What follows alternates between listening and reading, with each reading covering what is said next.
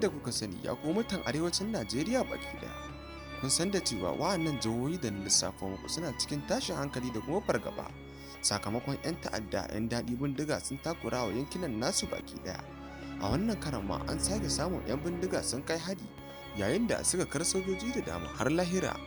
To ku biyo mu tun daga farkon wannan bidiyo har zuwa ƙarshen wannan bidiyo domin sauraron wannan kanun labarai.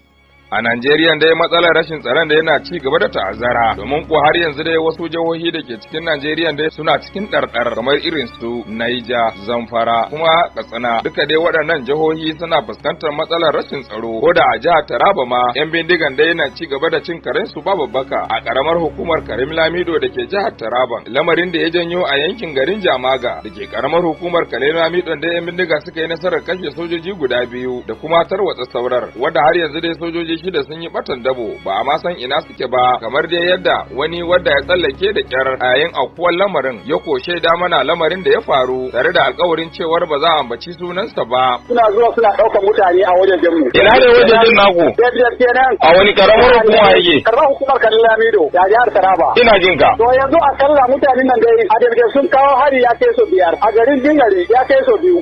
Sannan sun kawo hari a garin Belan wanda suka yanka sarakuna guda 2. Sannan sun kawo hari a nan dai zo Kombodoro su ma sun kashe mutane sun kai 3 a wurin.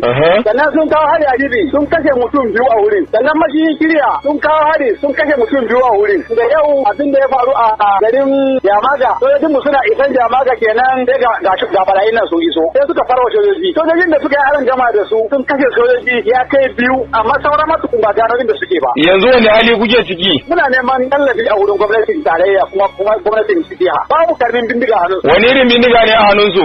AK-47 yawanci shi ne a hannunsu. Alhaji Tanko Andami da ke zama tsohon dan majalisa mai wakiltar Karim Lamido ta ɗaya a majalisar dokoki na jihar Taraban shi ma dai yayi mana ƙarin haske tare da zurfafa bayanai kamar haka. Sunana Alhaji Tanko Babba Andami ni tsohon dan majalisa ne a wannan mazaban. Ba yanda muka iya muna kira ga gwamnatin tarayya da gwamnatin jiha a yi gaggawan kai ɗauke ma wannan al'umma domin a halin yanzu a yau din nan jabjab gabaki ɗaya ko mutum ɗaya babu a garin Komodoro ko mutum ɗaya babu a garin. Dalili kuwa shine mutanen nan suna cin karen su ba babbaka. Suna nan a bodan mu da Plateau, suna nan a bodan mu da Bauchi da yake Karim Lamido babban local government ne. Tana boda jihohi kusan 3 ko 4. Wannan boda din kusan wa'annan mutane sun mai da shi kasuwa kawai sai abin da ransu ke so. Ko menene ma mahukuntan jihar Taraban za su ce akan wannan batu? Duba da cewa al'amarin rashin tsaron da ya daɗe yana cewa al'umman jihar Taraban tuwa a ƙwarya. Alhassan Hamman Gasolle shine kwamishinan riko na ma'aikatar yada labarai na jihar Taraban, shi kuwa cewa yayi idan an kore su ta wannan wuri sai su bulo ta wancan wurin, kuma sojoji suna tafiya ta wancan wuri suna dawa wannan wurin din, haka suke ta yi. Sannan magana ta maka yanzu nan sojoji suna ainihin karamar kuma takarda